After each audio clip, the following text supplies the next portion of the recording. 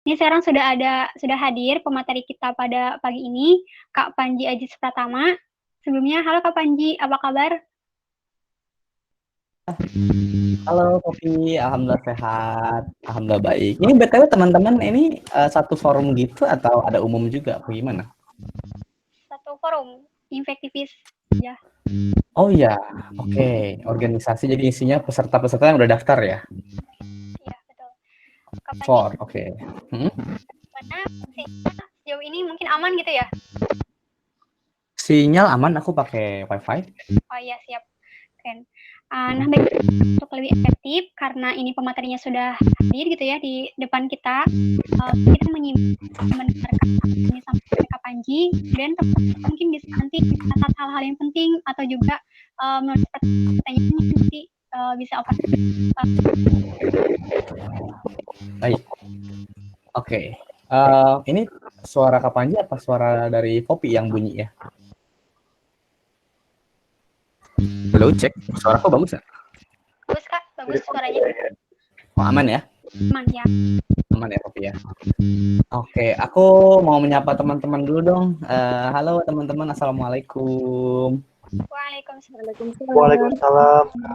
Waalaikumsalam. Semangat banget sih ini hari Sabtu kalian masih ada acara beginian, luar biasa loh.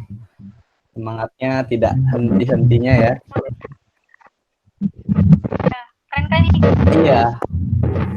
Dari ini aku ya. Halo, cek suaraku masuk nggak sih? Masuk ya? Masuk Kak. Ya, jadi aku nggak bisa pakai headset deh. Ya, apa kemarin aku dikontak terus sama Husnia ya. Halo Husnia, ada juga nih anaknya. Lagi di jalan ya kamu ya? Kemana jalan-jalan terus? Iya, ini jadi aku mau tahu dong teman-teman itu impactivis itu apa sih? Sebelum aku nanti kita sharing-sharing. Jadi aku pengen kenal teman-teman dulu nih. Apa sih mungkin Mas Faris atau Husnia atau Fopi bisa dong. Oke, salam kenal Kak Panji. Saya Faris, salah satu dari foundernya Infektivis. Saya asalnya dari Tasik, sekarang domisilinya di Depok. Mantap. Kebetulan saya juga alumni Unpad juga Kak. Oh ya, jurusan apa kamu, Faris? Saya dulu D3 di Teknik Informatika angkatan 2012, terus lanjut di UI 2017. Oh, lagi di UI. Informatika juga? Sistem informatik. Mirip-mirip informasi. Masternya ambil sistem informasi ya, SI ya? S1 sih, Mas. Oh, itunya. Kemarin ada juga. Oke. Jadi mungkin sedikit menjelaskan tentang Infektivis ini.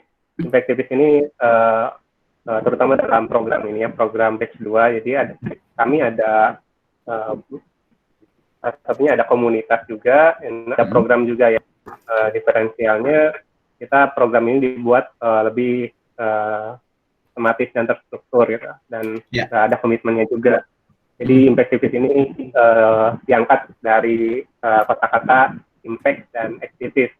Jadi impact itu kan sebuah dampak gitu ya, dan activist ini penggerak gitu ya. Kita ramu-ramu itu jadi suatu brand, dan kita angkat untuk istilahnya Infektivis ini orang yang bisa melakukan pergerakan dan dalam sebuah project, platform atau program ya, di masyarakat yang berdampak positif. Gitu sih Kak. Melakukan proyek sosial gitu berarti ya? Ya, insya Allah kedepannya itu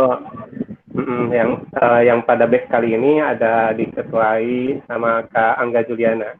Kuis. Beliau alumni Karena nih Angga nih, say hello. Oh ini dia. Oh ya, halo Kak Panji. Terima kasih ya udah mau gabung, udah mau jadi pemateri di sini. Sama-sama Angga, thank you banget udah ngundang ya. Jadi nanti Angga ini akan jadi project leadernya untuk program pengabdian masyarakat gitu ya? Social project ya?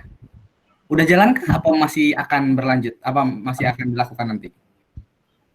Jadi untuk kan dia nanti untuk proyeknya itu akan dibagi peserta Kak. Dibagi dengan chamber politik. Jadi kita kan ada chamber pendidikan, lingkungan, social planner, sama kesehatan. Nah nanti peserta dikelompokkan ke chamber, mereka akan bikin proyek bareng-bareng kita gitu. Oh wow, keren banget. Dan ini adalah semua peserta yang akan turun di social project gitu ya. Oke, mantap. Jadi kita satu frekuensi lah, teman-teman. Jadi aku akan alhamdulillah ya. Jadi aku nggak harus dari basic banget. Jadi dan suaraku masuk ya, Faris, Angga dan Poppy ya. Aman ya. Kak. Iya, jadi aku mau sharing buat teman-teman dan semoga suara dan juga visualku masih tetap oke. Tapi sebelum sharing ada kenalan dulu. Tapi kenalannya kita pakai video aja deh biar nggak capek ya. Ini aku sampai 10:15 ya, 10:30. Poppy 10:15 ya. Suaramu nggak kedengeran? Oke. Ini suaraku apa suara Poppy yang kedengeran, teman-teman?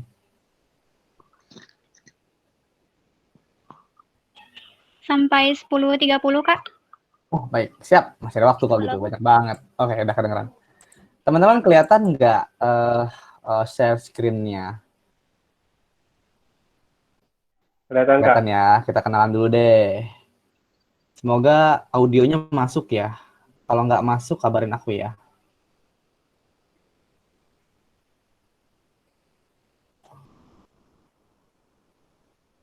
Oke, suaranya masuk nggak? Nggak masuk ya? Belum Enggak, Kak. Kak. Nggak mas, sebentar. Oke, harusnya masuk sih. Oh, sepertinya pas di share screen ini ya, ada tombol gitu kayak di Zoom. Aku biasanya pakai ini juga sih, sebentar.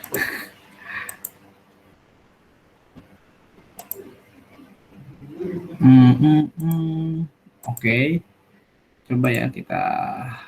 Sudah kelihatan teman-teman? Sudah, Kak. Sudah ya? Sudah, Kak. Oke, kita cek dulu suaranya masuk nggak? Masuk. Masuk, Kak. Oke, alhamdulillah. Mari kita mulai dulu dari awal ya, sebentar. 2018 kembali diselenggarakan dan ada 21 nama yang masuk dalam ajang yang memberikan penghargaan kepada para pahlawan kemanusiaan. Salah satunya Panji Aziz Pratama yang mendirikan Istana Belajar Anak Banten atau ISBAN-BAN, menghadirkan kisah inspiratif.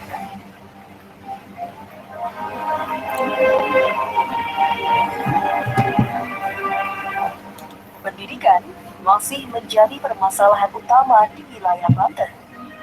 Kondisi wilayah yang buruk dan tidak memadai, serta minimnya tenaga pengajar, membuat tingkat pendidikan anak-anak di Provinsi Banten berada di bawah rata-rata nasional. Bahkan, banyak anak-anak yang putus sekolah. Menyadari hal itu, sekelompok anak muda yang menamakan dirinya ISBAN-BAN atau Istana Belajar Anak Banten mengabdikan dirinya menjadi relawan dengan memberikan pengajaran kepada anak-anak di wilayah Banten. Penggagas gerakan ini adalah Panji Aziz Pratama, pemuda berusia 22 tahun yang telah berpengalaman dalam dunia organisasi dan gerakan-gerakan sosial.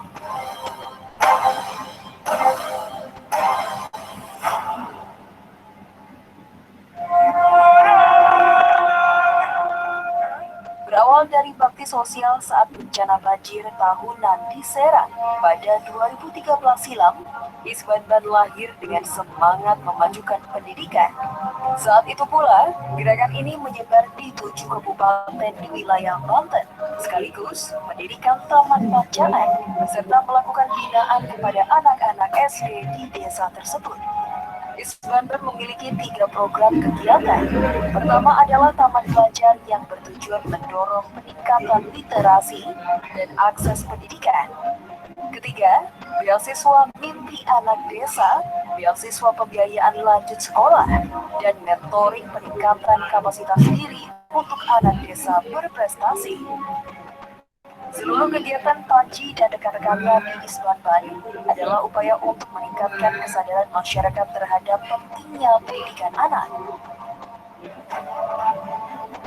Atas kiprahnya, putra asli Banten ini mendapatkan beberapa penghargaan internasional dan dinobatkan sebagai salah satu Young Southeast Asia Leaders Initiative Academic Fellows pada 2015 silam. Ia pun berhak atas beasiswa leadership training di Northern Illinois, Amerika Serikat. Di forum berbeda di India, Panji juga pernah menjadi pembicara dengan topik kaum muda punya peran penting dalam mengubah hidup menjadi lebih baik. Dan Isbanban merupakan wadah aksi peduli anak bangsa terhadap pendidikan anak-anak di pelosok desa, terutama di wilayah Banten untuk maju dan lebih baik.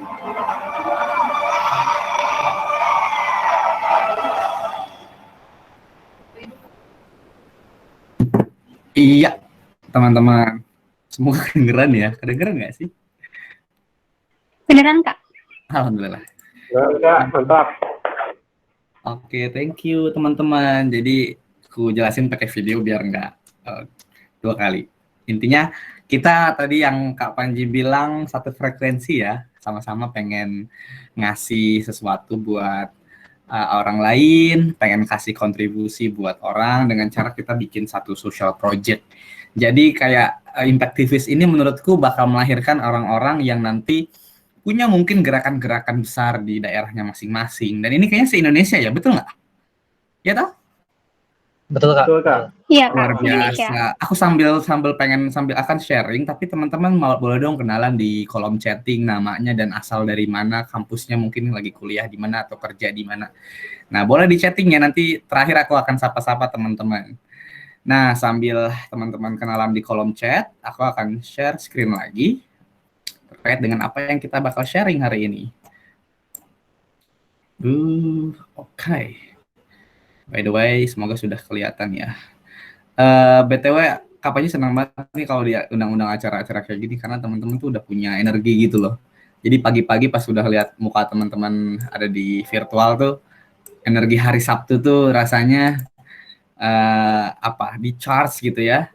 Masih semangat dan teman-teman ngerasa kayak wah gitu. Thank you lah buat Sabtu serunya ini.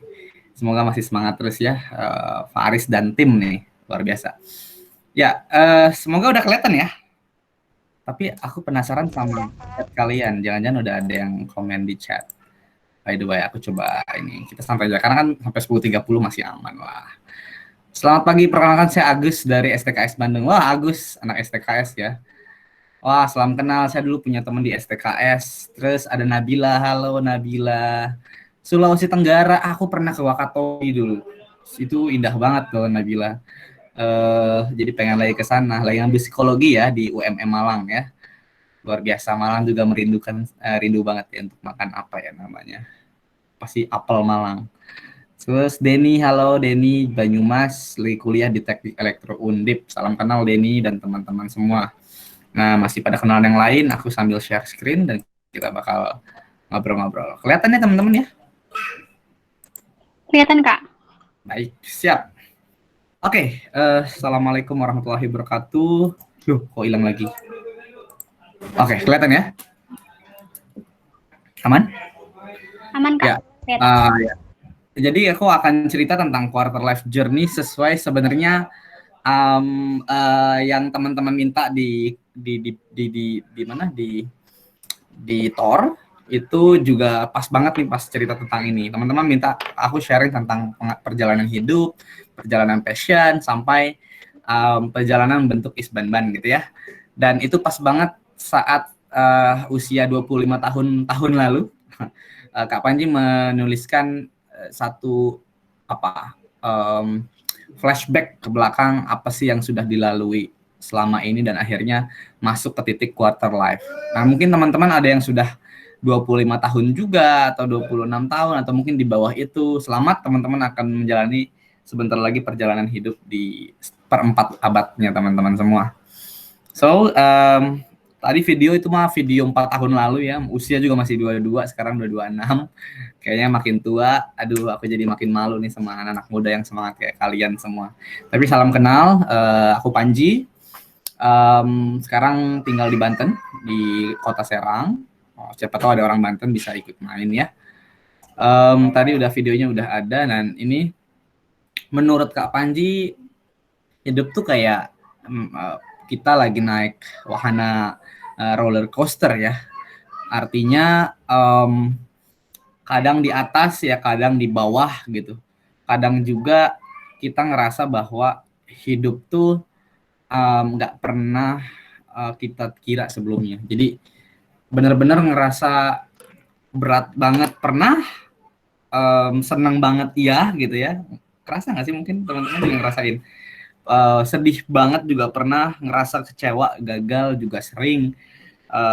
Dikelilingi sama orang-orang baik, orang-orang yang teman-teman kita semua, sahabat-sahabat kita juga ada, tapi kadang juga kita ngerasa kesepian, bahwa kayaknya nggak ada orang yang sayang sama kita. Ya itulah hidup. Dan dari hidup itu kita juga punya kecenderungan bahwa ya udahlah, jalanin aja, semua juga bakalan lewat dan kita akan memetik banyak pembelajaran di sana.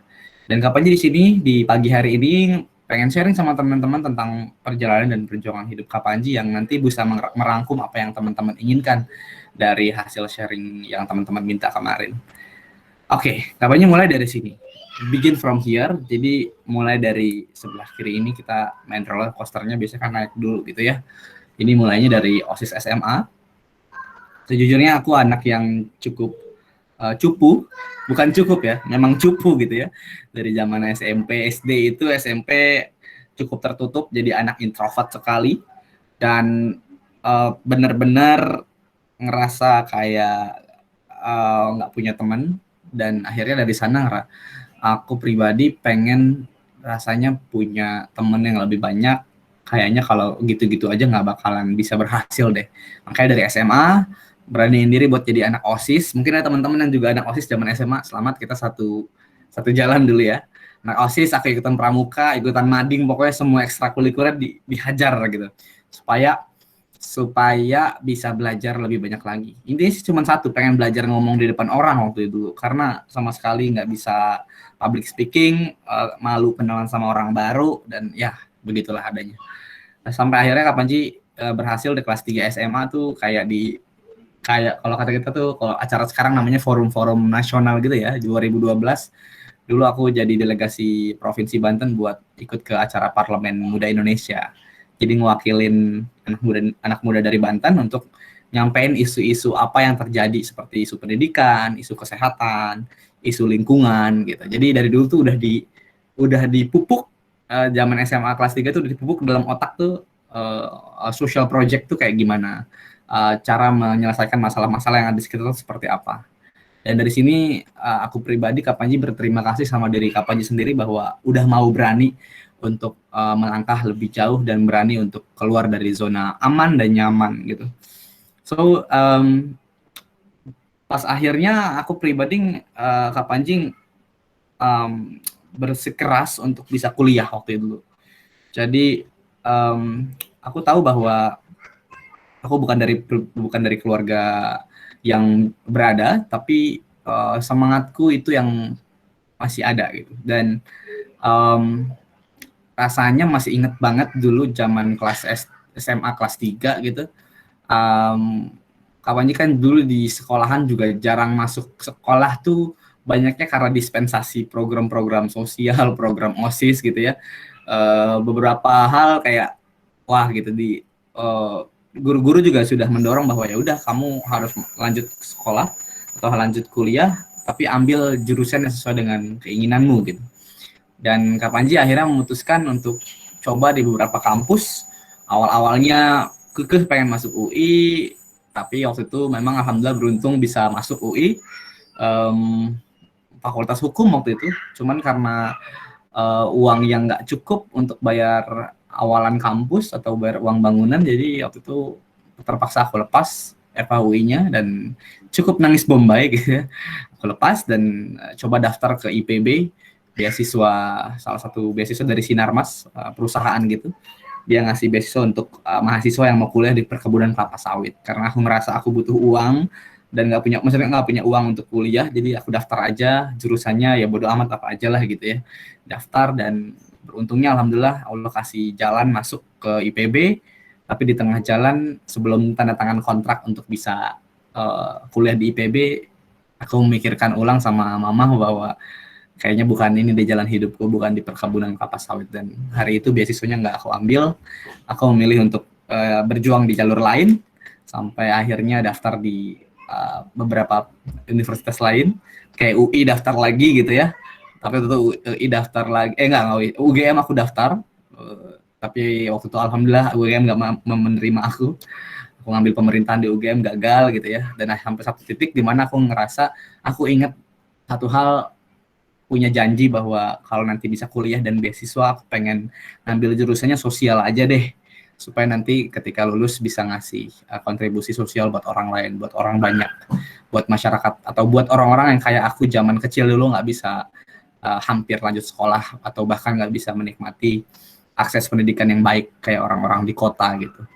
Dulu aku orang desa, jadi aku ngerasa ya ini saatnya kayaknya ngambil jurusan yang sosial dan bisa bantuin orang banyak gitu. Dan daftar ke Unpad, Allah kasih banyak jalan dan rezeki, terus aku dapat di jurusan yang aku inginkan.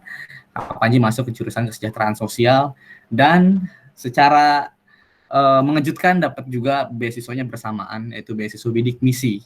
Jadi buat teman-teman yang bidik misi juga di sini, mungkin kita sama-sama satu perjuangan ya. Kita harus berjuang untuk bantu orang tua supaya nggak pusing mikirin beban kuliah kita. Jadi akhirnya masuklah ke bidik misi dan Unpad. Jadi karena Kak Panji tuh dijanji sama diri Kak Panji sendiri, ya udah kalau udah masuk Unpad, jurusannya sosial gitu, terus dapat beasiswa juga, aku pengen deh rasanya ngebantuin orang lain, tapi apa ya gitu. Dan di semester 2 kuliah bukan kepikiran, ada satu peristiwa apa tuh namanya, banjir bandang ya, banjir besar gitu di Banten. Dan di semester 2 kuliah tuh kan, kalau kuliahan kan kalau liburan tuh panjang ya, 3 bulan gitu, kadang 4 bulan. Dan memutuskan aja gitu untuk ya udahlah pulang ke Banten untuk bantuin orang-orang yang membutuhkan di daerah korban banjir gitu. Dan akhirnya aku pulang dan masuk ke salah satu desa, namanya Kampung Sukamaju.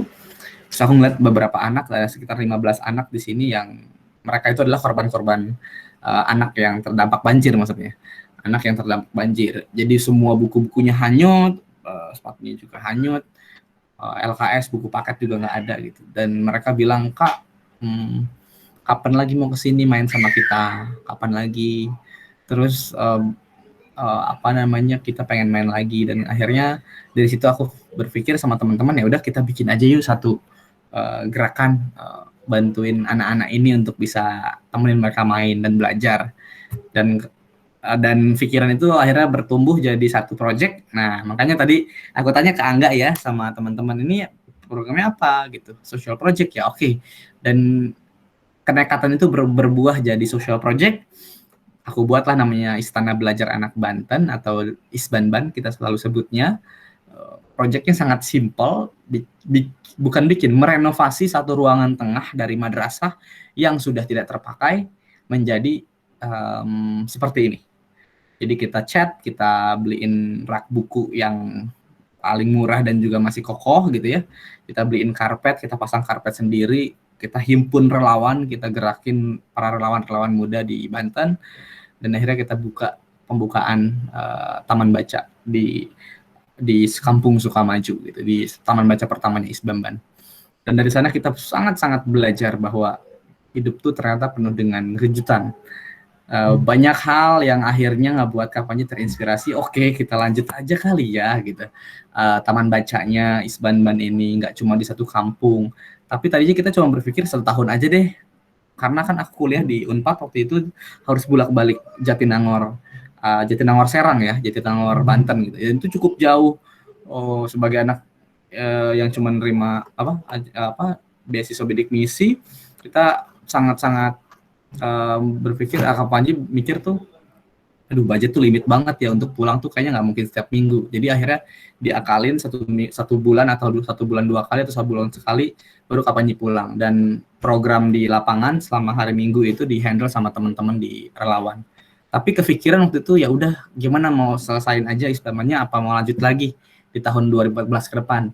Lanjut lagi aja kita bikin taman baca baru. Wow, ini adalah sebuah loncatan cukup besar buat Isbanban. Kita akhirnya ngegalang dana, kita buka galang-galang dana itu ke sekolah-sekolah di Banten. Alhamdulillah ngasih banyak banget yang bantu. Sampai akhirnya kita bisa bikin taman baca 6 taman baca baru di 6 kabupaten kota lainnya gitu. Dan kita buka di masing-masing chapter, jadi sekarang ada relawan di setiap masing-masing daerah di Banten, dan itu digerakkan sama teman-teman relawan Isbanban. Jadi apa aja yang kita ajarin buat anak-anak, kita bikin program tuh kayak Minggu Belajar, ini ngajarin kreativitas, seni, literasi gitu ya. Itu dorong mimpi anak-anak supaya bisa lebih tinggi lagi. Karena aku waktu itu ketemu sama satu anak, mereka itu anaknya hanya ingin punya mimpinya makan es krim gitu. Kak, aku cuma pengen makan es krim karena aku belum pernah makan es krim sampai hari ini, dan dia hari itu tuh udah kelas 3 SD gitu. So sangat berharga banget buat anak ini untuk bisa makan es krim. Jadi hari itu kita beliin es krim di Alfamart atau Indomart, aku lupa. Terus kita bawa es krim ke anak itu, terus dia bilang, terima kasih ya Kak, kalau nggak ada kakak kayaknya aku nggak bisa makan es krim ini. Makasih ya, es krimnya enak banget ya gitu. Jadi dari anak inilah kita belajar bahwa kayaknya masih banyak anak-anak yang butuh kehadiran kita, dan kita butuh mereka untuk ngasih banyak pembelajaran buat kita. Ngasih banyak pembelajaran buat itu, artinya ternyata mengabdi itu bukan kita yang memberi loh, tapi kita sebenarnya yang diberi. Karena kita dibukakan mata hati kita untuk bisa belajar bersyukur. Jadi Kapanji senang banget Impactivist ini punya social project-nya, karena itulah sebenarnya akan teman-teman kenang dan jadi pembelajaran hidup, bahwa nanti hidup tuh memang harus sejatinya berbagi gitu, memberi, dan pada akhirnya kita yang diberi, yaitu banyak pembelajaran. So Kapanji akan banyak cerita tentang hal-hal seperti itu, dan alhamdulillah Allah kasih banyak pembelajaran juga buat Isbanban, dan kasih banyak rezeki. Kita dari mulai program cuman bikin taman baca, ngajarin anak-anak di desa, sampai akhirnya kita bisa bikin atau memberikan beasiswa buat adik-adik. Jadi sekarang udah ada 44 anak yang dapat beasiswa, nominalnya berbeda-beda, ada yang macam-macam dari mulai SD, SMP, SMA, sekarang sudah ada 4 anak yang kuliah. Mungkin tadi ada dari Undip juga, ada 1 anak Isbanban yang alhamdulillah diterima di Universitas Diponegoro, jurusannya perencanaan wilayah kota. Dia pengen jadi perencana Wilkot katanya, wilayah kota, dan background-nya namanya Hani, background-nya adalah anak dari ibu buruh cuci di Tangerang Selatan, Banten. So sangat menginspirasi, dengan waktu zaman sekolahnya dia harus bantuin ibunya nyuci dan juga jualan snack di sekolahan supaya dia bisa tetap bayar buku dan juga bisa beli sepatu. Ceritanya Hani menginspirasi kita, dan kita coba berikan Hani untuk bantuan beasiswanya, sampai akhirnya kita bantu bimbing Hani, dan Hani berhasil lolos masuk ke Undip.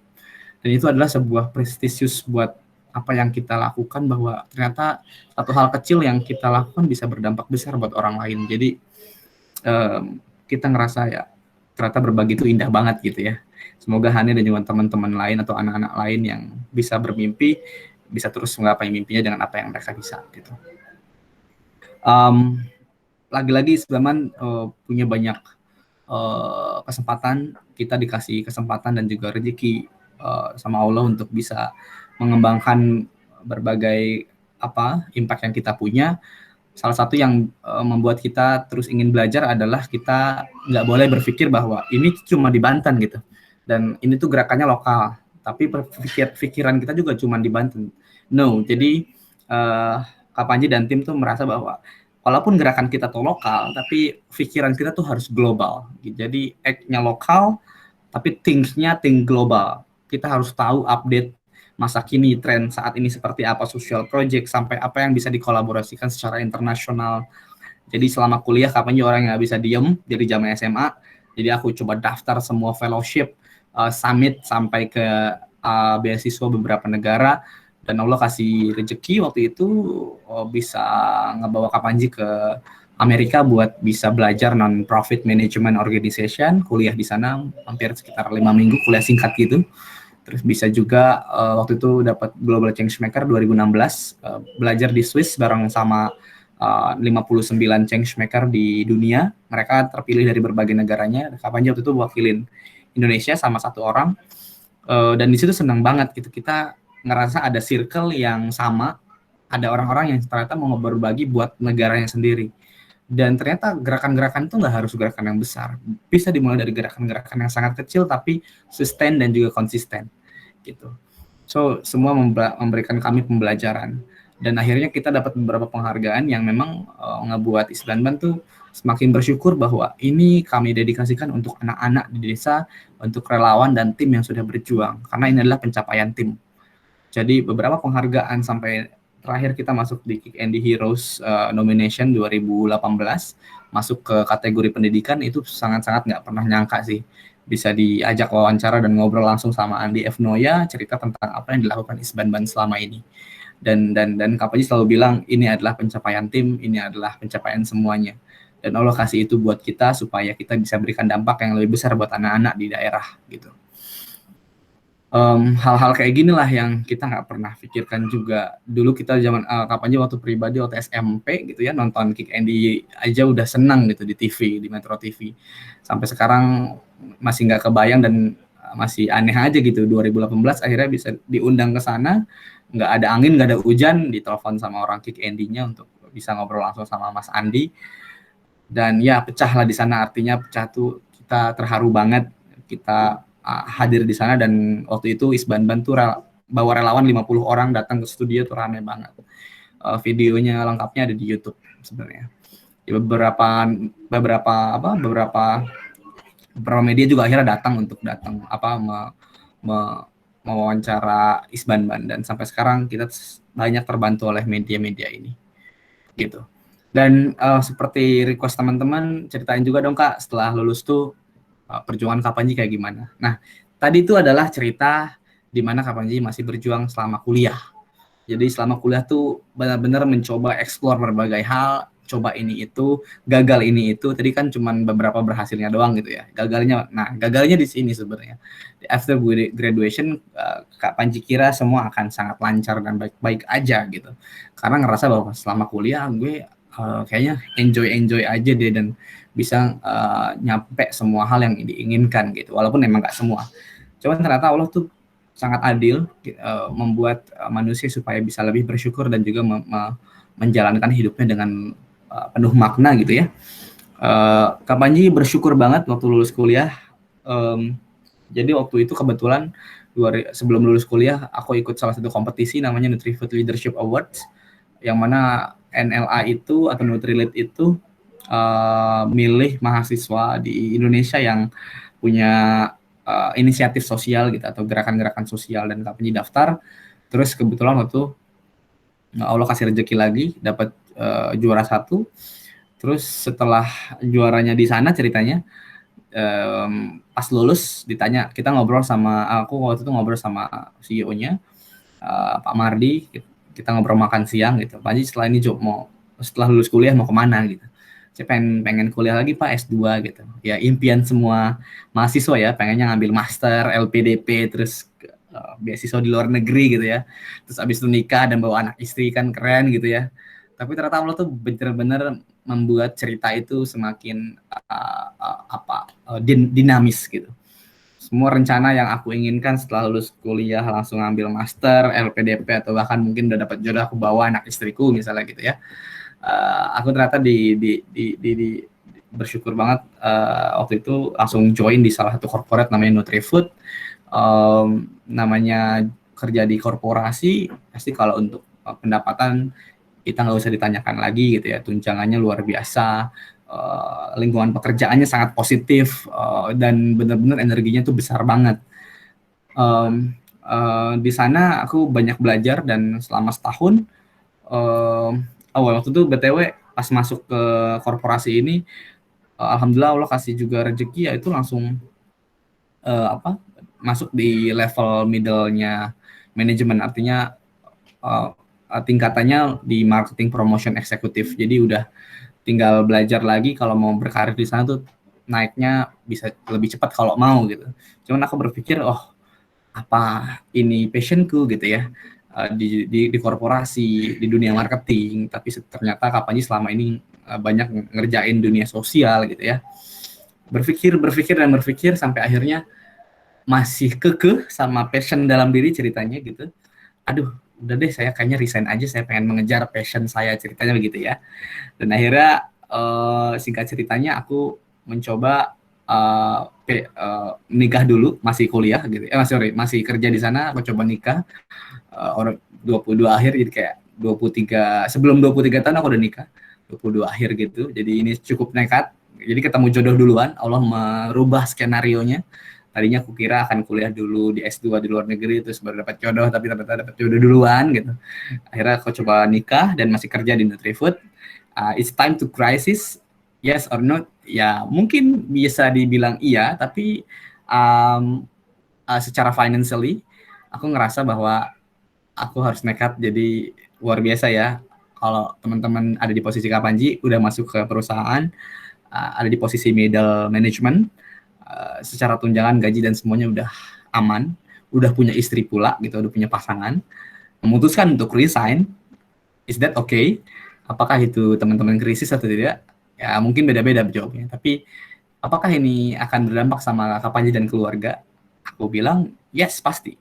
Dan keputusannya juga bukan keputusan Kapanji pribadi ya, keputusan juga yang udah diceritain dan juga didiskusiin panjang sama istri. Aku cuma bilang gitu, percayain aku untuk resign dari korporasi ini. Aku sudah belajar 1 tahun dan aku pengen kejar passion dan juga apa yang aku inginkan di luar gitu. Akhirnya cukup panjang dan akhirnya alhamdulillah ceritanya di ACC gitu ya sama istri. Oke deh, nggak apa-apa, kita harus berjuang bareng-bareng. Dan kita akhirnya berjuang bareng-bareng. Apakah akhirnya aku Kapanji mendapatkan pekerjaan sesuai passion setelah resign? Yes or no? Mungkin dibilang yes or no, jawabannya aku coba untuk mau kerja di dunia non-profit atau NGO atau bahkan organisasi sosial gitu ya, atau NGO internasional atau NGO lokal, NGO nasional gitu. Setelah resign dari Nutrifood, aku coba daftar ke berbagai NGO, nekat gitu, A, B, C, D, aku coba daftar. 27 NGO yang Kapanji daftarin itu menolak secara halus, secara tidak halus juga ada, maksudnya ngasih tahu bahwa langsung nggak keterima gitu. Dari 27 cuman sekitar 4 NGO yang ngebuat Kapanji masuk ke tahap 2 wawancara. Setelah wawancara, mereka bilang, wah Panji masih kurang cocok nih sama posisi kita. Wah Panji background-nya kerjanya di korporasi nih, jadi belum cocok sama NGO kita. Wah macam-macam. Dan aku di sana ngerasa bahwa, oh my God gitu. Gue udah nikah, gue harus kerja, gue harus punya uang. Nanti kalau misalnya istri gue nggak bisa dinafkahi gimana? Dan waktu itu juga udah mengandung anak gitu ya. Udah bentar lagi launching lah ceritanya gitu. Punya anak pertama gitu. Gimana nih? Ya udah akhirnya aku mengubah semua daya pikiranku bahwa ya udahlah, gue bakal kerja apa aja deh. Sekarang udah nggak peduli passion. Aku waktu itu udah di tingkat dimana ya passion ya udahlah sampingin dulu, yang penting kerja dulu, dapat uang dulu. Padahal kalau dipikir lagi, kemarin korporasi udah paling enak banget gitu, udah ada uang segala macam, environment juga enak. Cuma akhirnya aku coba, ya udah penting kerja dulu. Dan ini adalah masa dimana titik fase hidupku ada di bawah, ngerasa juga bahwa aku pernah jalanin hari-hari yang cukup berat dengan financial stability yang sangat-sangat acak-acakan gitu. Dan ya setiap orang pasti akan merasakan apapun yang dia punya pengalaman. Dan ini cara Kapanji. Dan usia 23, anak tuh udah 23 lebih gitu ya. Jadi ini anakku namanya Umar, dan sekarang anaknya udah gede, udah 3 tahun. Dan mereka yang jadi energiku untuk bisa tetap melakukan apa yang aku inginkan, untuk bisa menghidupi, membesarkan dan juga membina keluarga ini supaya jadi keluarga yang baik dan juga bisa kasih manfaat besar buat orang lain. Dan ya akhirnya dari resign itu aku coba daftar NGO nggak lolos. Kapanji sempat bikin startup kecil-kecilan, Care Institute namanya. Ini sebenarnya bisnis unitnya Eastman Foundation. Jadi ini startup kecil untuk ngebantu menyambungkan kalian yang lagi mau nyari pembicara, tinggal hubungin Care Institute, ntar kita yang akan cariin. Kita udah punya list of speakers, jadi partnernya Care Institute untuk siap isi sharing di setiap kegiatannya teman-teman kayak gitu. Sampai sekarang masih jalan, cuman memang bedanya adalah nggak pakai platform online lagi. Gitu. Akhirnya, singkat cerita, aku terjun di dunia lain, bukan di dunia sosial bahkan yang aku pikir itu harus passion gitu. Kak Panji terjun di dunia travel agency, Allah kasih banyak jalan dan pembelajaran. Alhamdulillah aku diselamatkan dari kesulitan ekonomi. Tiba-tiba ada seorang ibu Harmini namanya, beliau baik banget. Dikontak lah Kak Panji lewat Instagram atau WhatsApp gitu ya, lupa, dikenalkan oleh salah satu teman Kak Panji. Terus si ibu ini bilang, Panji mau bantu ibu nggak untuk jadi tour leader di perusahaan ibu, di travel agensinya ibu namanya Langit Tour gitu ya. Boleh Bu, kebetulan saya juga sambil nyari kerja. Oh boleh, kalau Panji kan udah pernah ke luar negeri belum? Pernah Bu, alhamdulillah. Acara apa? Beberapa mungkin acara summit Bu, cuma saya nggak pernah jadi tour leader sih Bu, ajarin aja ya Bu yang penting. Akhirnya Kak Panji mencoba untuk menerima bahwa passion itu urusan nanti belakangan, yang penting sekarang keluargaku baik-baik aja gitu loh. Dan akhirnya aku bisa ikutan di travel agency mungkin sekitar 6 bulan kerja di sini. Secara gaji pasti sesuai trip ya, jalan-jalan pasti, dan akhirnya aku bisa keliling ke beberapa negara di dunia gitu ya, Eropa, Amerika, itu untuk bantu jadi tour leader buat orang-orang yang mau jalan-jalan. Tapi beberapa foto ini juga ada juga yang aku ambil saat lagi summit waktu zaman kuliah. Tapi ya, menurutku senang banget sih bisa melihat dunia lebih luas lagi sambil kerja gitu. Tapi yang satu lagi, kalau ditanya passionnya apa, masih di sosial sih. Gitu. Nah, inilah titik dimana pelan-pelan Kak Panji merasa bahwa hidup tuh memang harus yang sebenarnya hidup tuh yang penting dijalani dengan proses yang lebih enjoy. Kita tahu kebermaknaan dari setiap apa yang kita kerjakan. Jangan sampai kita lupa bahwa passion akan membutakan kita terhadap presence, apa yang terjadi hari ini gitu. Jadi passion jangan sampai membutakan apa yang kita lakukan hari ini, dan sebenarnya itu akan berdampak sama future-nya kita ke depan. Jangan sampai sama sekali, dan itu pembelajaran besar yang pernah aku lakukan dan aku dapetin selama aku hidup di usia 26 tahun ini. Berjalanlah dari situ, aku mulai untuk resign dari travel agency, dan bukan satu-satunya, NGO pertama yang menerimaku setelah resign dari agency untuk daftar ke NGO lain adalah yaitu YCAP Foundation. Jadi Yayasan Cinta Anak Bangsa ini adalah yayasan pertama yang menerima Kak Panji untuk bekerja sebagai program spesialis di sana, khusus ngurusin program beasiswanya anak-anaknya YCAP Foundation. Jadi Kak Panji akhirnya jadi kerja di NGO, dan ini senang banget bisa passion kerja di sana gitu ya. Dan gaji cukup lah untuk keluarga, dan yang paling Kak Panji suka adalah punya pengetahuan dan pengalaman baru, belajar tentang manajemen non-profit atau NGO.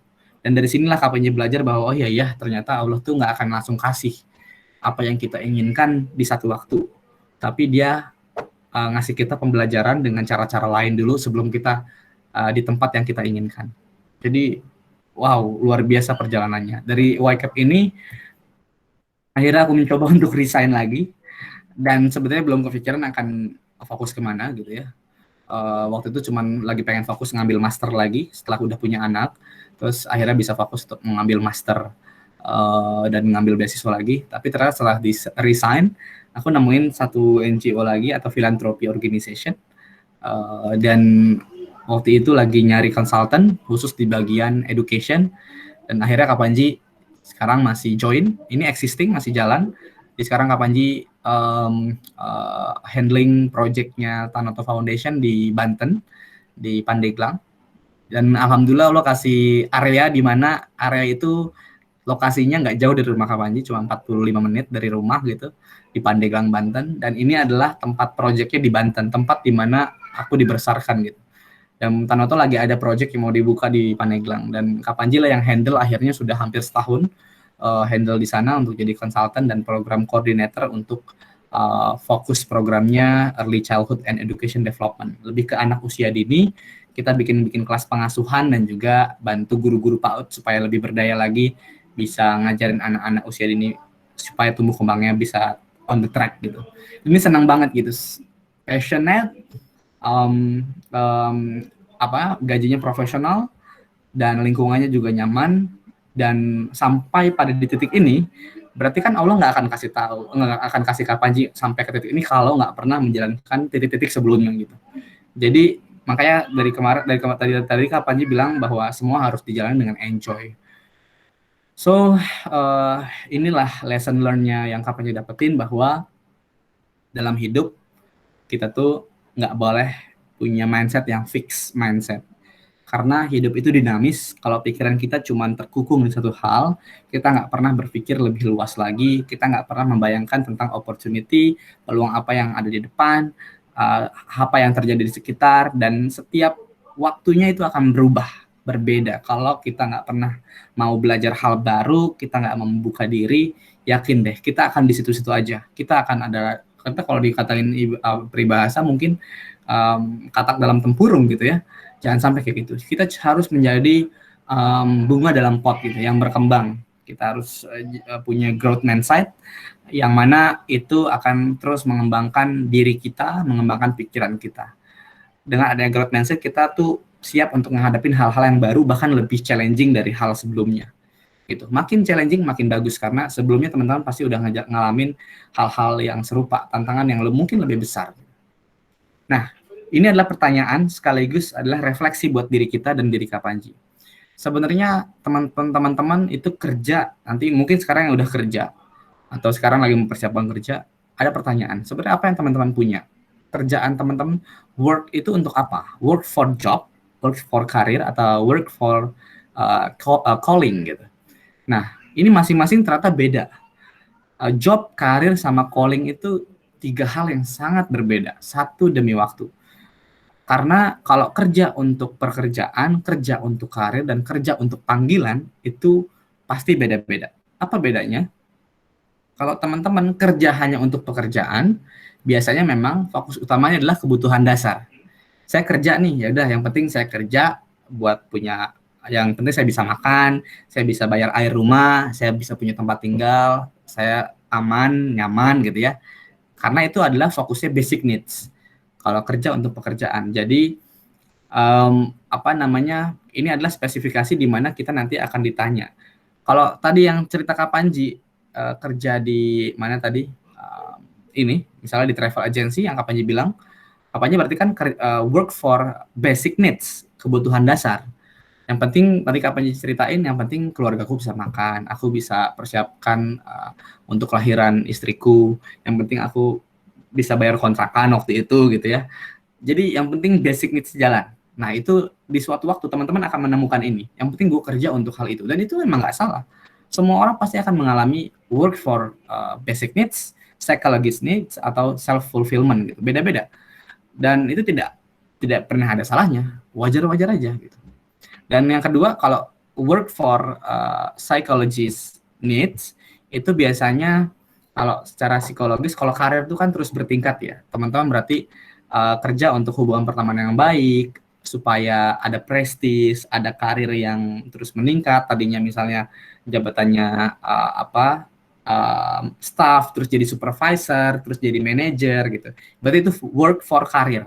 Teman-teman mengejar untuk nanti berkarir lebih tinggi lagi. Biasanya untuk nanti hubungan pertemanan yang dicari, atau perasaan pencapaian teman-teman merasa bangga bahwa ada karir di sana, dan itu juga tidak salah. Karena memang ya pekerjaan untuk karir itu memang harus disiapkan sedari dini bahkan gitu. Jadi pekerjaan untuk psikologis. Kalau yang terakhir adalah work for calling. Biasanya kalau udah calling, ini adalah bukan basic needs atau psychologist need lagi, tapi untuk self fulfillment atau pemenuhan diri. Jadi itu tuh kayak jati diri kita. Aku kerja di sini tuh karena aku pengen meninggalkan legacy atau warisan yang supaya orang tuh bisa mengenang aku sebagai siapa gitu. Supaya aku bisa banyak belajar. Ini adalah work for calling. Kalau dilihat dari piramidnya mungkin seperti ini. Nah, ini maksudnya basic needs yang paling bawah ya, bukan psychological. Nah, basic needs itu di job.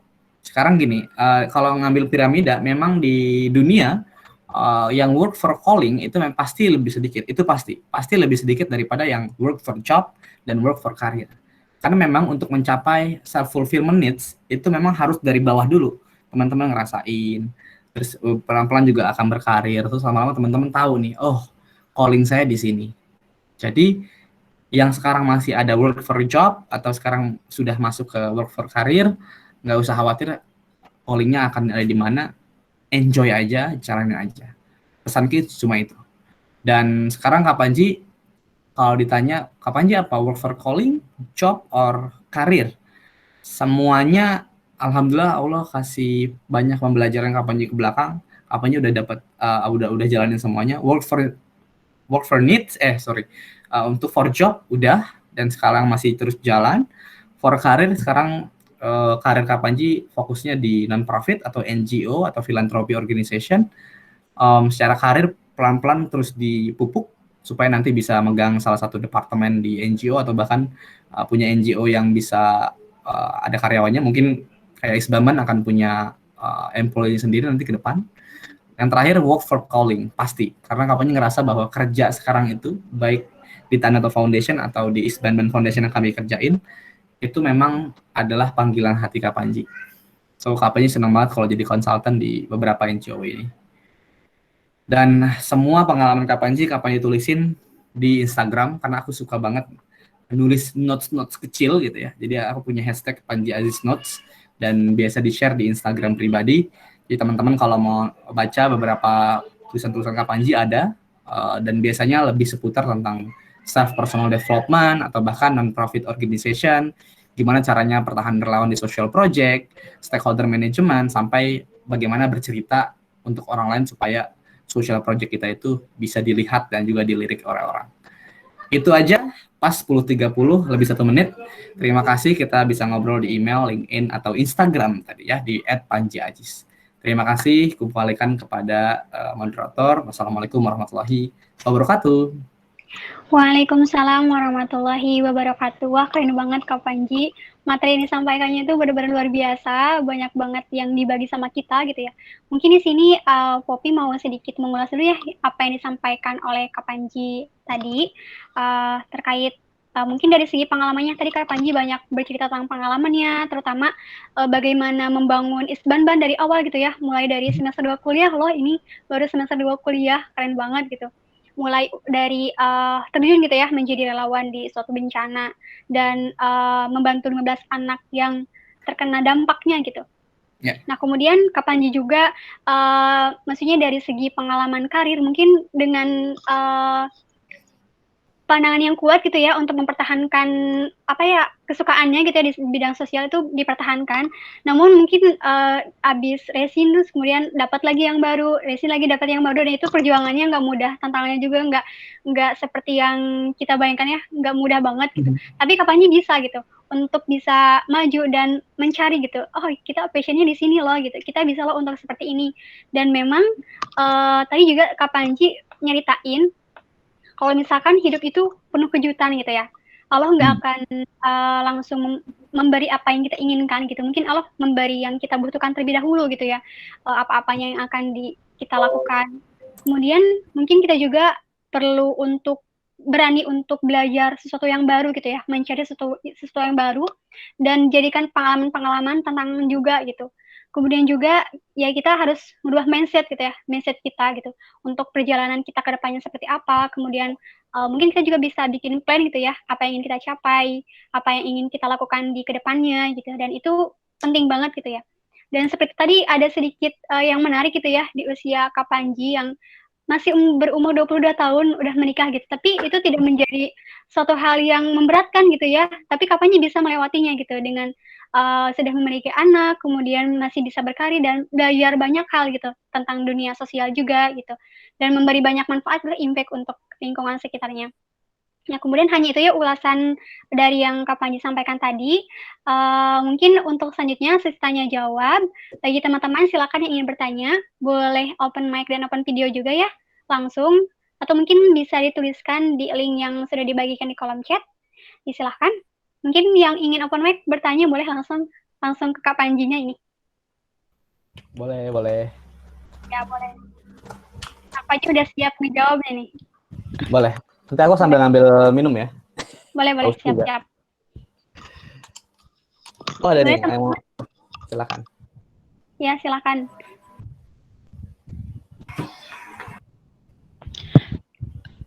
Saya izin bertanya, Kak. Halo, Boleh. Cesaria. Boleh, Kak Cesaria, silakan. Ya, sebentar.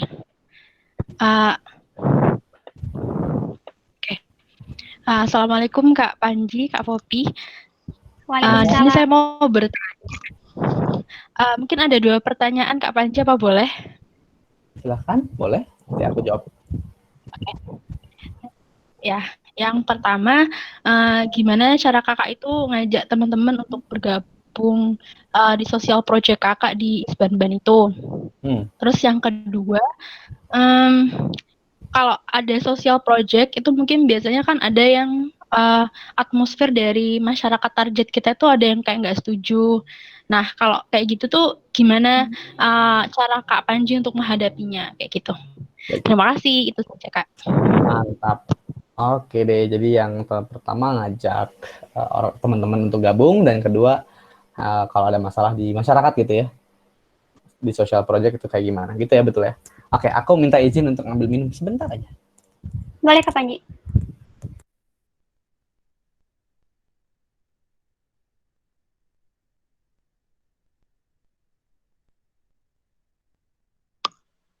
Oke, baik teman-teman, sambil menunggu mungkin boleh lagi ada yang ingin bertanya lagi.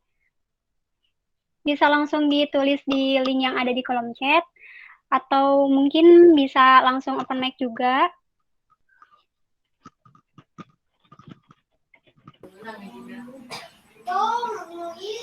Halo. Ya, aku balik lagi. Tadi Cesaria ya. Ya. Pertanyaan pertama tentang gimana cara kita untuk ajak orang lain untuk gabung di social project kita gitu ya. Nah ini cerita nih Cesaria. Jadi awalnya Isbanban juga susah banget dapetin relawan. Ternyata susah ya dapetin relawan, dan ngerasa bahwa kalau misalnya dapet ini lagi siapa yang share screen? Oke. Oh ini dia. Banyak ya pertanyaannya. Oke, sambil aku jawab. Jadi Isbanban pertama kali tuh, percaya apa enggak nih Cesaria, Junita, aku panggilnya Cesar ya. Dulu Isbanban pakai poster yang teman-teman tahu nggak? Bukan Canva, dulu tuh Photoscape. Pernah tahu nggak ada aplikasi namanya Photoscape? Jadi kayak cuman tempel-tempel doang, tapi logonya juga masih kayak kotak. Maksudnya masih ada belakangnya gitu loh, masih ada putih-putihnya gitu. Pakai poster kita nggak berhasil, kita share di Facebook nggak berhasil. Jadi akhirnya pertama kali sebelum dapat relawan itu adalah sebenarnya dari teman-teman dekat selama Kak Panji SMA. Jadi Isbanban dimulai dari circle terkecil orang yang dekat dengan kita. Start from our environment. Jadi siapa kira-kira orang yang akan kita bisa ajak? Teman sekolah, teman kuliah gitu ya. Sahabat sendiri, itu Kak Panji ngajak sahabat sendiri untuk bantuin loh Isbanban. Jadi Kak Panji punya sahabat ada 5, 5-5-nya ngebantuin. Dan pertama kali Isbanban berdiri itu memang dari 5 orang itu, gitu. Nah akhirnya semakin kesini cara kita semakin modern, Cesar. Kita belajar dari hal-hal ke belakang, makin kesini sudah hampir 8 tahun Isbanban berdiri. Cara yang paling efektif ternyata untuk untuk mengajak relawan atau orang yang nggak kenal sama sekali dengan kita. Biasanya kan susah tuh, ini apaan sih organisasi, ini apaan sih social project, ngapain sih gitu biasanya kan. Nah cara yang paling menurut Kak cara yang paling efektif selama Isbanban jalan adalah kita harus berani bercerita. Storytelling. Jadi poster itu ternyata bukan poster yang bagus tuh bukan selalu jadi indikator bakal banyak apa enggak orang yang akan gabung di organisasi. Tapi ketika Cesar dan teman-teman bisa menceritakan bagaimana apa yang dilakukan organisasi atau social project dengan baik, itu orang bakal semakin yakin untuk gabung. Nah, cara berceritanya kayak gimana? Cara bercerita orang Indonesia yang paling menarik menurutku adalah cara berceritanya harus lebih naratif, Cesar. Kalau Cesar dulu zaman sekolah mungkin SD, SMP, SMA pernah ada guru yang kalau cerita di depan tuh seneng gitu nggak? Kalau misalnya ada guru yang favorit terus dia lagi bercerita, kadang kita suka ngeliatinnya kayak sampai terkagum-kagum gitu. Wah iya Pak, saya senang banget Pak Bapak cerita gitu. Dan kita tuh nggak mau berpaling dari mukanya dia. Nah, inspirasi dari situ sebenarnya Kak Panji. Jadi ada dulu guru favorit yang kalau cerita tuh kayaknya enak banget ya, ceritanya adem gitu. Dan kita tuh nggak ada yang ngobrol sama sekali karena gurunya sangat-sangat mahir dalam bercerita. Nah, coba gunakan cara itu untuk melakukan storytelling kepada publik untuk mengajak mereka gabung ke organisasi. Caranya macam-macam. Teman-teman bisa pakai satu foto yang paling mewakilkan bagaimana organisasi itu bergerak atau social project itu berjalan. Misalnya kalau Isbanban kita akan posting foto anak lagi baca di taman baca yang kita bangun di desa, anak-anaknya kelihatan anak-anak desa gitu ya. Satu foto aja, terus ceritain di situ. Bagaimana anak-anak di sana senangnya mereka ngerasain adanya taman baca. Usahakan untuk bisa menyentuh secara emosional. Nah, cara kita menyentuh secara emosional dalam hal cerita, kita harus memainkan emosi setiap pembaca. Banyak indera yang bisa disentuh. Misalnya indera perasanya, misalnya atau indera penglihatannya dari sisi foto, indera penciumannya mungkin sambil cerita tuh bahasanya kayak bau-bau buku yang baru ini ngebuat anak-anak semakin semangat untuk bisa belajar hal baru di desanya. Selama ini belum pernah ada buku-buku seperti buku dongeng yang ada di taman baca, dan hal ini menjadi hal yang sangat luar biasa buat anak-anak untuk baca buku baru untuk bisa belajar setiap hari Minggu gitu. Nah, pokoknya bisa cerita dengan macam-macam untuk storytelling. Jadi itu cara yang paling efektif menurutku untuk bisa mengajak orang untuk gabung di social project. Dan yang kedua, tadi apa pertanyaan? Oh ya, kendala kalau di lapangan ya, Cesar ya.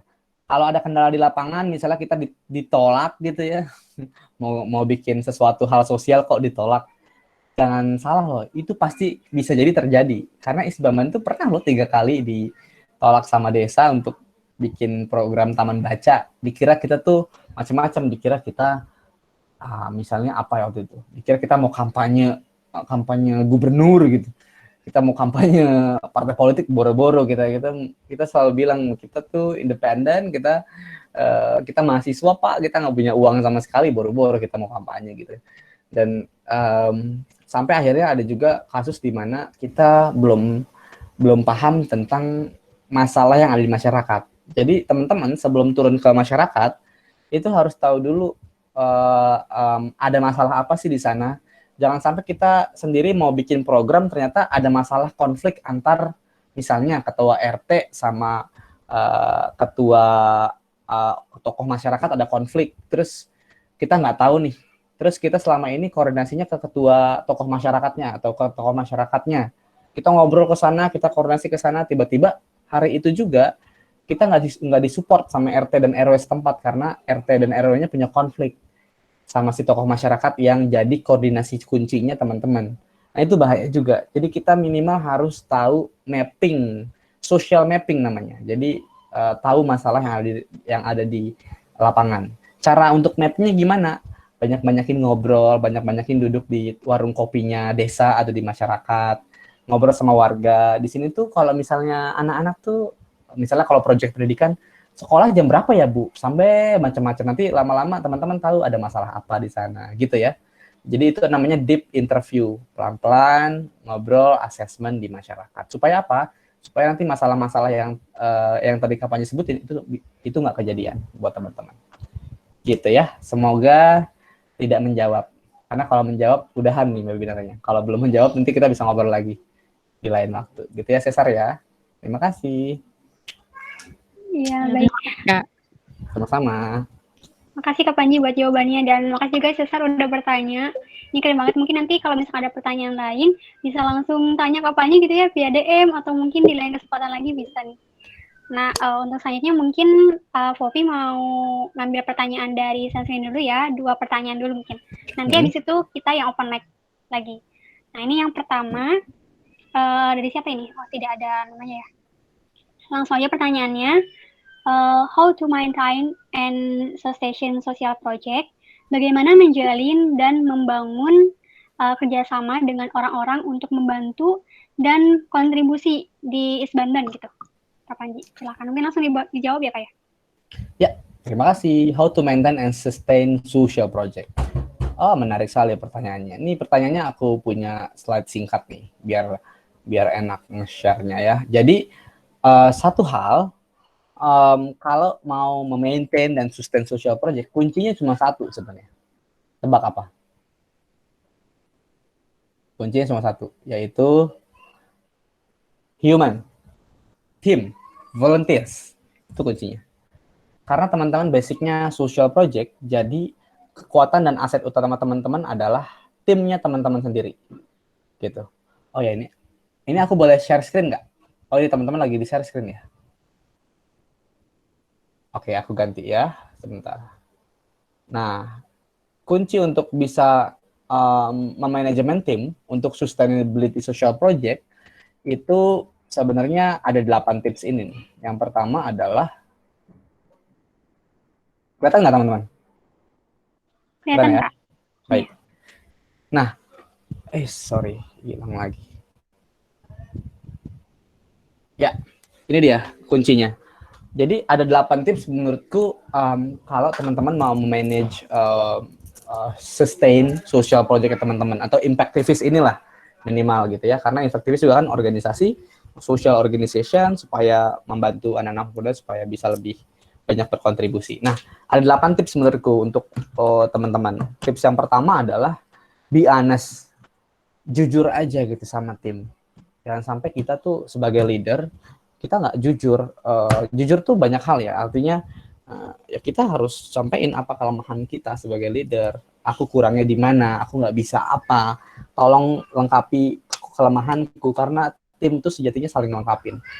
Jadi kalau aku selalu bilang sama teman-teman tim Isbanban, gue nggak bisa nih di bagian ini nih. Gue orangnya misalnya butuh diingetin nih, karena gue pikir orang yang kayak gini tuh butuh orang yang detail. Coba dong bantuin ya, ingetin ke gue. Kalau gue kurang, kabarin, ingetin, infoin. WhatsApp aja atau telepon aja langsung. Nah, bilang apapun yang kira-kira menurut kalian perlu untuk dilengkapi sama tim. Be honest. Ciptain komunikasi yang terbuka. Karena kalau udah kebuka komunikasinya, itu kita tuh enak banget, enjoy banget. Ngejalanin satu organisasi tuh nggak berat.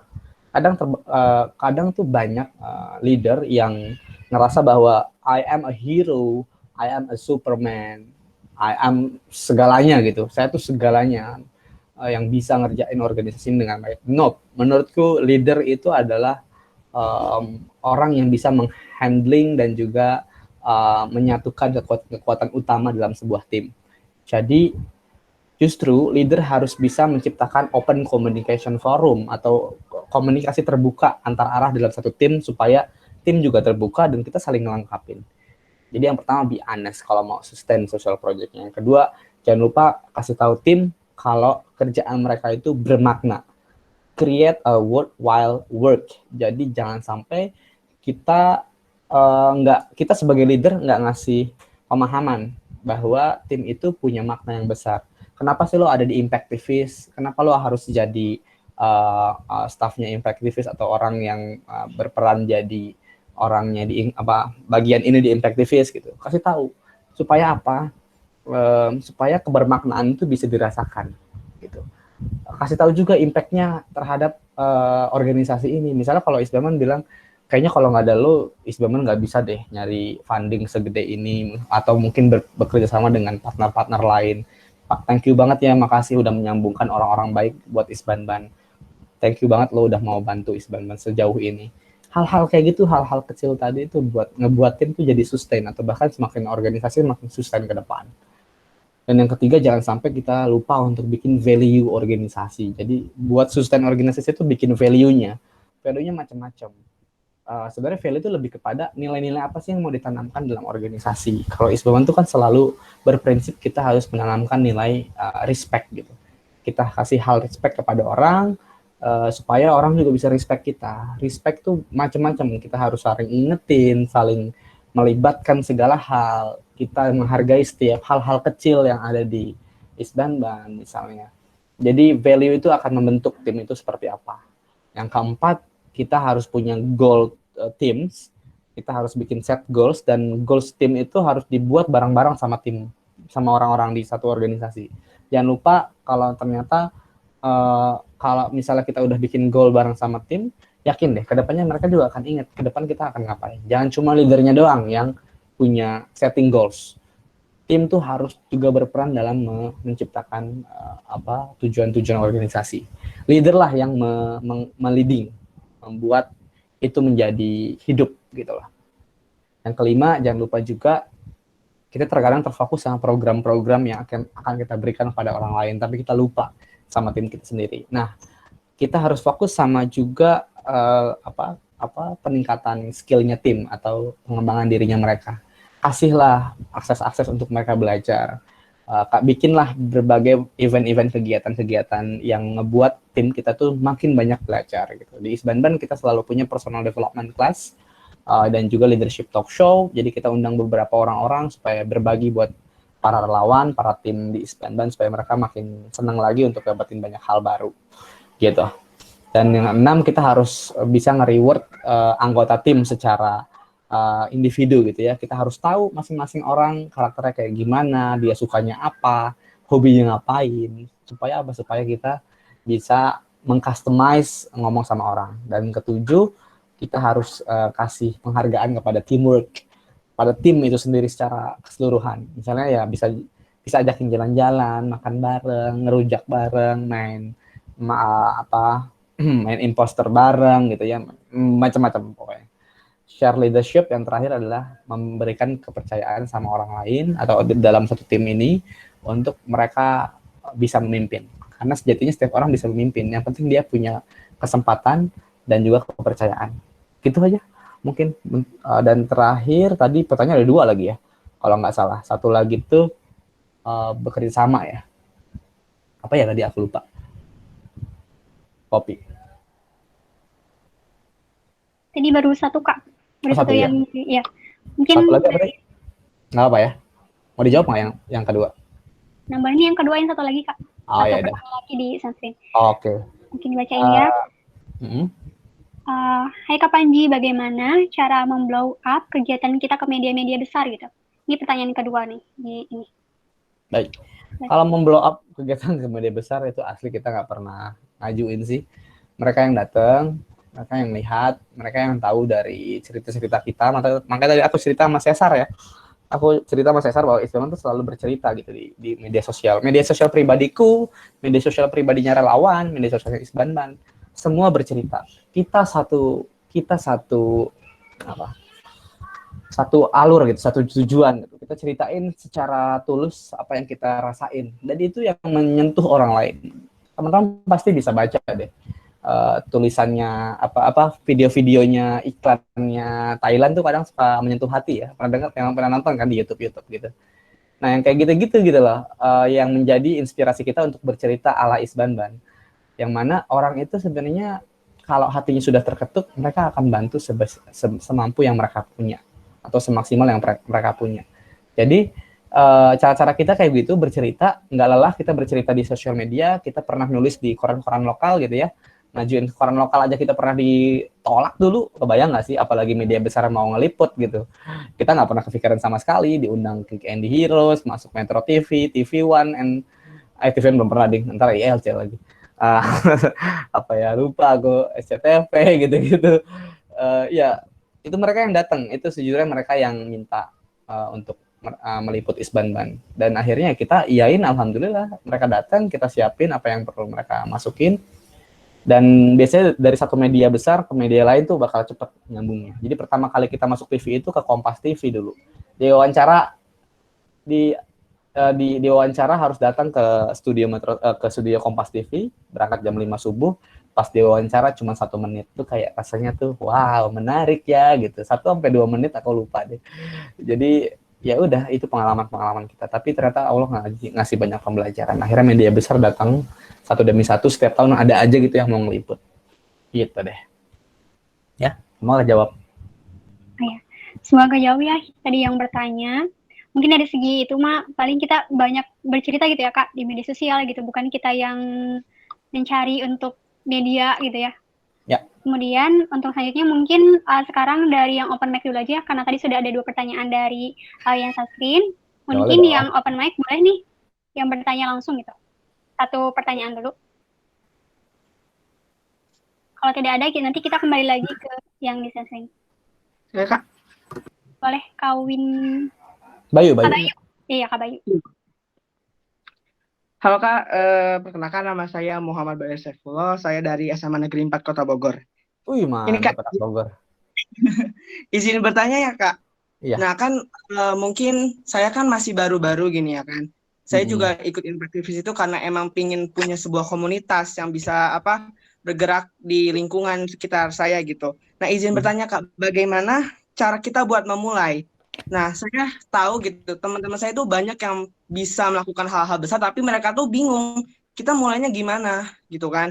Kita butuh modal apa aja gitu, Kak, buat ngebuat suatu ya program yang bakal berjalan dan sustainable gitu. Habisnya ya gimana ya, kalau misalnya kita tuh biasanya tuh anak SMA tuh kadang-kadang masih, ya dibilang, kamu masih belum berpengalaman nih, gitu kan. Kamu masih, belum banyak bisa dibilang tuh pengetahuan-pengetahuan yang lain gitu.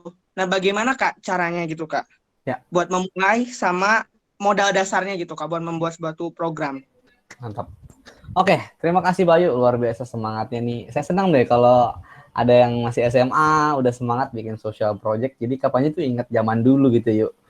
Zaman dimana orang-orang mikir, lo dispen aja lo, ngapain sih bikin-bikin kegiatan sosial, nggak ada gunanya, mendingan urusin SBMPTN supaya kampusnya bisa jadi yang lebih bagus gitu-gitulah.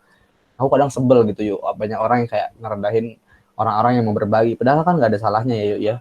Nah semoga Bayu ini orang-orang yang semangatnya terus dijaga supaya orang tuh semakin paham bahwa anak muda siapapun mau masih SMA, SMP, kuliah itu semua punya kesempatan untuk berbagi sama orang lain. Terus pertanyaan Bayu bagus banget, cara kita buat mulai itu gimana ya Kak? Nih, tips dari Kak Panji selama Kak Panji SMA atau zaman Kak Panji SMA, Kak Panji punya tips ada 4D bisa Kak Panji singkatnya ya. 4D itu D1, D2, D3, D4. D yang pertama adalah discovering atau discover. Jadi discover itu banyak hal yang kita harus kenalin. Discover lah atau kenalin dulu coba lingkungan sekitar kita di sekolah SMA. Bayu punya nggak sahabat yang support banget sama Bayu? Bayu punya nggak teman yang bisa diajak ikut apa aja? Kadang kita kalau SMA kan, lu ikut dong, ikut gitu ya. Ikut ke kantin gitu. Atau ngapain gitu. Coba Bayu analisis, bikin list aja. List orang-orang yang sekiranya teman dekat Bayu itu siapa aja yang bisa diajak. Nggak harus orang semua satu SMA ikutan, nggak harus. Karena itu kan besar banget.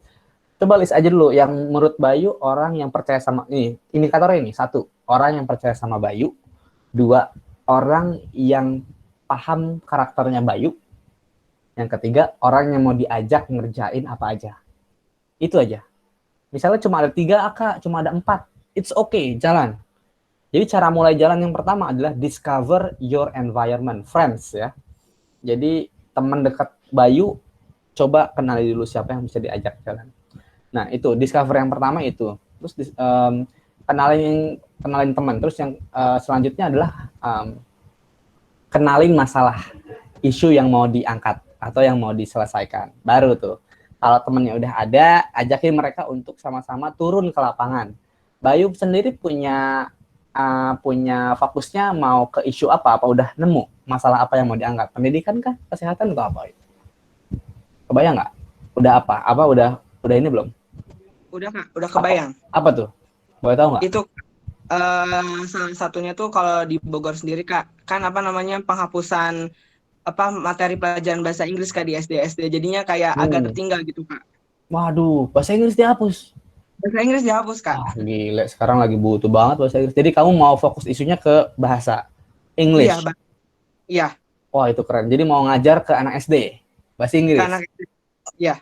Oh, mantap nih. Ini keren nih. Isunya udah ada, masalahnya udah dapat.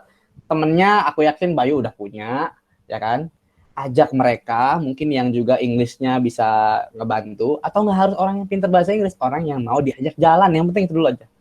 Yang penting itu aja dulu. Terus temennya udah ada, atau masalah sosialnya udah dapat, atau masalah isu yang mau diangkat udah dapat. Nah, masuklah kita ke D yang kedua. Itu discovering ya, yang pertama tadi. D yang kedua adalah dreams. Coba Bayu mimpikan dulu. Sebenarnya dari masalah yang ada itu, Bayu mau bikin programnya, mimpinya tuh apa sih? Oh, mimpi Bayu tuh supaya anak-anak SD di Kota Bogor itu bisa belajar bahasa Inggris dengan baik. Mimpi Bayu tahun ini minimal ada 2 SD atau 3 SD yang Bayu ajarin sama teman-teman belajar bahasa Inggris setiap hari Sabtu atau hari Minggu. Itu mimpi-mimpi yang sangat taktis dan teknis. Jadi tetap harus ditulisin. Tulis aja berapa SD yang Bayu pengen ajarin. Harapannya tahun ini ada berapa anak yang mau diajarin. Ada 50 anak kah? Atau pengen sedikit dulu aja lah, kan nggak mau banyak-banyak. Ada 10 anak dulu kah untuk diajarin bahasa Inggris di 1 SD untuk tahun ini.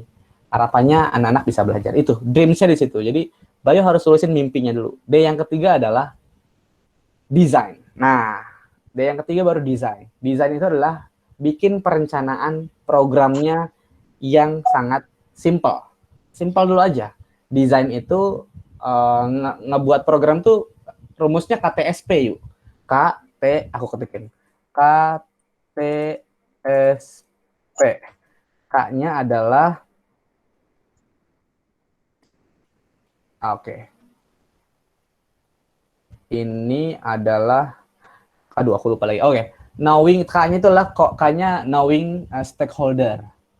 Jadi siapa sih yang akan ngebantu Bayu dalam melakukan program sosialnya Bayu? Misalnya kepala sekolah, ya kan? Siapa lagi? Apa lagi tuh? Misalnya siapa? Guru-guru sekolah, teman-teman sekolah itu stakeholder. T-nya adalah time. Waktunya kapan? Mau hari Sabtu apa hari Minggu? Ngajarnya kan kalau Bayu kan sekolah tuh Senin Sabtu gitu ya, atau Senin Jumat. Terus S-nya adalah spesial. Apa sih yang buat program ini spesial, yuk? Kenapa sih anak SD ini mau untuk ikutan program Bayu gitu? P-nya adalah partner. Siapa orang atau komunitas, mungkin komunitas luar yang mau diajak kerjasama sama Bayu gitu, atau impactivist team yang mau diajak sama Bayu sebagai partner. Jadi itu aja. Udah deh. D yang terakhir adalah itu kan design, terakhir adalah D yang terakhir adalah deliver. Cara Bayu mendeliver program itu seperti apa? Dengan cara apa? Ngajar setiap hari Minggu, mungkin juga ada sosial medianya misalnya. Delivernya lewat sosial media supaya nanti banyak orang yang mau ikutan ngajar sama Bayu, itu deliver. Gitu ya. Jadi yang pertama adalah discover, dream, design, dan deliver. S-nya 1 maksudnya. Oke. Semoga bisa dream lagi ya. Udah itulah dream lah ya. Semoga bisa membantu. Nanti kita ngobrol lagi. Bayu kontak aku di Instagram kalau butuh ngobrol lebih panjang ya. Thank you. Semangat SMA, luar biasa. Ya, makasih Kak Panji jawabannya, dan Bayu juga terima kasih sudah bertanya. Ini keren banget. Masih SMA gitu ya, tapi semangatnya luar biasa gitu ya. Sama gitu kayak kita yang udah maju ke dewasa gitu ya sekarang.